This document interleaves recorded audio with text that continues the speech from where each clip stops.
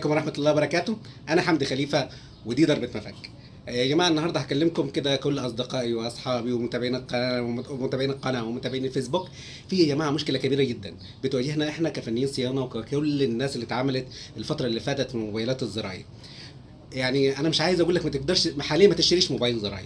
يعني للاسف اي موبايل مكتوب عليه نوكيا هو لا نوكيا ولا شاف النوكيا. اي موبايل مكتوب عليه سامسونج لا سامسونج ولا شاف السامسونج. الموبايلات دي كوبيهات للبراندات اللي هي النوكيا والسامسونج، بس لا تمت لها باي صله. البورده بتاعتها صيني وصيني رديء جدا، التكفيل بتاعها رديء جدا. حتى البطاريات والله يا جماعه احنا عندنا في بعض البطاريات من نوكيا بلاقيها لغايه دلوقتي في عده اصليه قاعده شغاله. يعني عده ممكن تكون مصنعه في 2015 واحنا في 2025، 10 سنين وبطاريه شغاله وجودتها عاليه.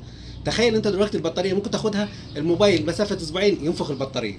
تمام. الموبايلات اللي هي الشكل الجديد بتاع نوكيا اللي هو ده وده وده، تمام، كل الاشكال دي، كل الاشكال دي يا جماعه كلها دي موبايلات للاسف رديئه جدا جدا جدا. يعني لو موبايلات الصيني اشرف منها زي ما بيقولوا يعني. فانا هقول لك على حاجه، يعني في ناس طبعا ما تعرفش تشتغل غير الزراير، وفي ناس تانية مش مرتاحه غير في الزراير، في ناس الكبيره في السن ما بتعرفش تشتغل غير على الزراير. طب ايه الحل؟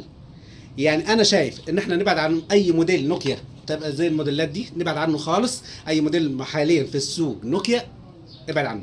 ده مش الكارثه وبس، كمان ده يا جماعه ده بيبقى عليه ضريبه. والله العظيم عليه ضريبه من 200 و250 و300 جنيه. تخيل موبايل زي ده عليه ضريبه 200 و300 جنيه، وهو اساسا ثمن جملته حوالي 320 350 جنيه. تمام. ويبقى عليه ضريبه من 200 ل 300 جنيه. يعني حتى لو اشتريت ده واضطريت تشتريه استعلم على الضريبه، ما بهزرش والله عليه ضريبه. تخيلوا. المهم، فاحنا دلوقتي عايزين حل موضوع الزراير. والله انت في عندنا في ماركات كويسه، تمام، شغاله الزراير بتاعتها احسن من ده. يعني مش بقول ان هي حاجه جوده عاليه، هي احسن من ده. زي اللافا بصراحه جميله جدا في موضوع الزراير. بس اختار موبايل لافا زراير يكون بطاريته بطاريه النوكيا عشان تقدر تستبدلها، لان في بعض الموبايلات اللافا اللي هي حجم كبير، الموبايلات دي مثلا هوريك حاجه. ده موبايل لافا مثلا، ده في منه جديد هتلاقي. الموبايل ده قيم جدا وحلو جدا، بس مشكلته في البطاريه. يعني عندما باظت البطاريه مش هتلاقي اهو، بطاريته كبيره جدا، حجم كبير ده مش متوفر في السوق، فهتمشي له حاجه يعني حاجه بتبقى سيئه جدا. لكن في موبايلات لافا كتير، في موبايلات ايتل حلوه برضه اداء كويس، بس اللافا في الاول بعد كده الايتل. تمام. تدور على موبايل يكون بطاريته نوكيا، جيب اي حجم شاشه زي ما انت عايز، جيب حجم اداء كويس زي ما انت عايز، هتديك تصدر. يعني بصراحه اللافا افضل حاجه حاليا في خيار الزراير. يعني تنصحني تقول لي ايه اجيب عده زراير؟ اقول لك جيب لافا. حتى الموبايلات يا جماعه اللي خلي بالكم اللي هي الموبايلات اللي زي شبه اللاسلكي دي برضو موبايلات سيئه جدا، موبايلات برضو بوردتها صيني. يعني والله تتخيل الضخامه بتاعت الموبايل والبورده اللي من جوه اللي هي قد كده، يعني سيئه جدا جدا جدا.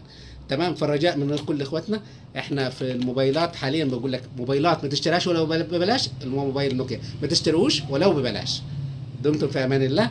تمام. ولو كل واحد اشترى الموبايل ده يا ريت يقول لنا ايه الفكره بتاعته او ايه حصل معاه لما اشترى موبايل نوكيا من الجديد ده، واستمر هل شغال معاه لغايه اداؤه كويس ولا لا. يلا مستني تعليقاتكم في الكومنتات دلوقتي، وقولوا لي ايه اخبار الموبايلات دي معاكم، وكل واحد مر بتجربه سيئه يفيدنا بيها. يلا كده يا جماعه نفيد بعض كلنا، ودمتم في امان الله.